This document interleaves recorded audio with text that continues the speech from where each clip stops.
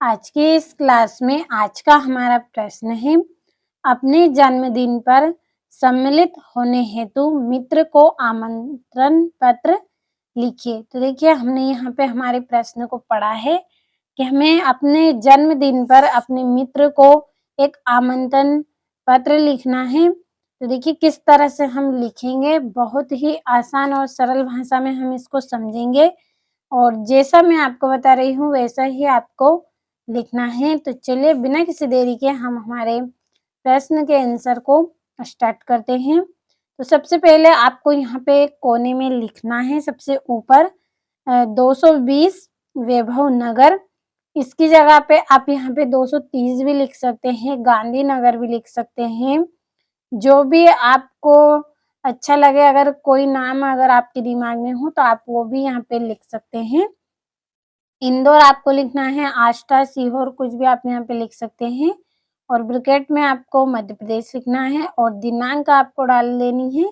जिस दिन आप लेटर लिख रहे हैं अपने मित्र को, उस दिन की आपको दिनांक यहाँ पे लिख देनी है। तो आपको इतना ये चैप्टर अच्छे से समझ में आया होगा।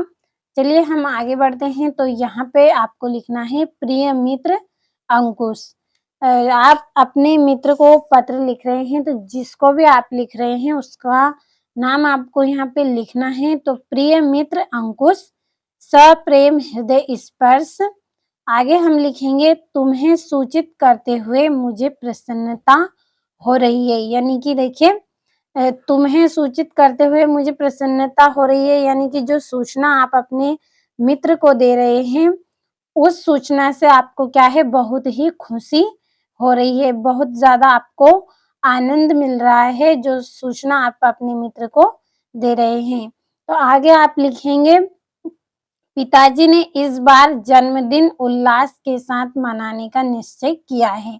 यानी कि आपका जो जन्मदिन है वो आपके पिताजी क्या है, इस बार बहुत ही उल्लास के साथ मनाना चाहते हैं, यानी कि खुशी के साथ मनाना चाहते हैं, बहुत ही जोरदार तरीके से मनाना चाहते हैं वो आपके जन्मदिन को। तो इसलिए तुम्हारे बिना यह उत्सव अधूरा ही रहेगा।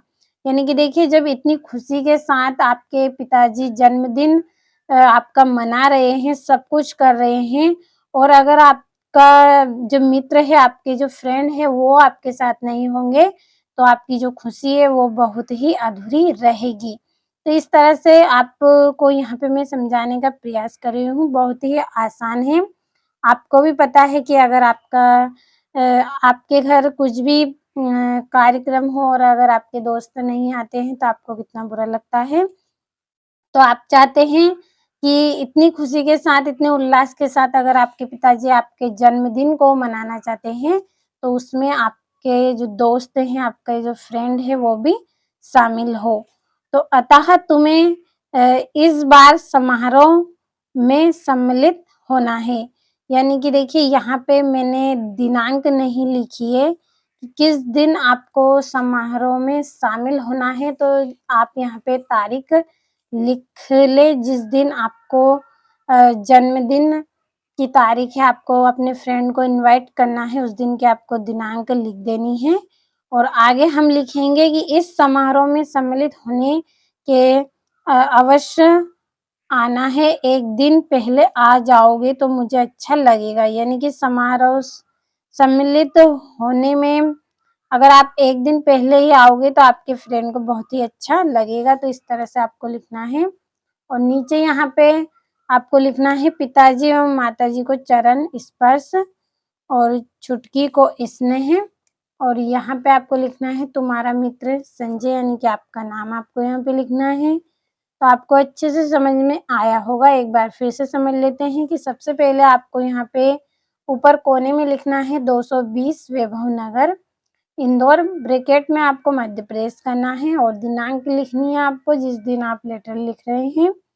और प्रिय मित्र अंकुश, सब सप्रेम हृदय स्पर्श, तुम्हें सूचित करते हुए मुझे प्रसन्नता हो रही है। यानी कि तुम्हें ये सूचना, ये खबर देते हुए मुझे बहुत अधिक खुशी हो रही है कि मेरे पिताजी ने इस बार जन्मदिन उल्लास के साथ मनाने का निश्चय किया है। यानी कि मेरा जो जन्मदिन है वो बहुत ही खुशी के साथ धूम-धाम से मनाना चाहते हैं और तुम्हारे बिना उत्सव अधूरा ही रहेगा। और देखिए इतनी खुशी के साथ मनाएँगे और अगर तुम नहीं आओगे तो यह जो उत्सव है वो बहुत ही अधूरा लगेगा, आपको अच्छा नहीं लगेगा। अगर आपके फ्रेंड आपके साथ नहीं रहेंगे तो तुम्हें इस समारोह में सम्मिलित होने अ, होना है और अवश्य आना है और 1 दिन पहले ही आ जाओगे तो मुझे बहुत ही अच्छा लगेगा। तो यहाँ से और आपको ये लिखना है पिताजी और माताजी को चरण स्पर्श और छुटकी को स्नेह और यहाँ पे तुम्हारा मित्र यानी कि आपका नाम लिखना है आपको। तो अच्छे से आप यहाँ से स्क्रीनशॉट लें और अच्छे से अपनी नोटबुक में नोट कर लें और अच्छे से आप कंप्लीट करें।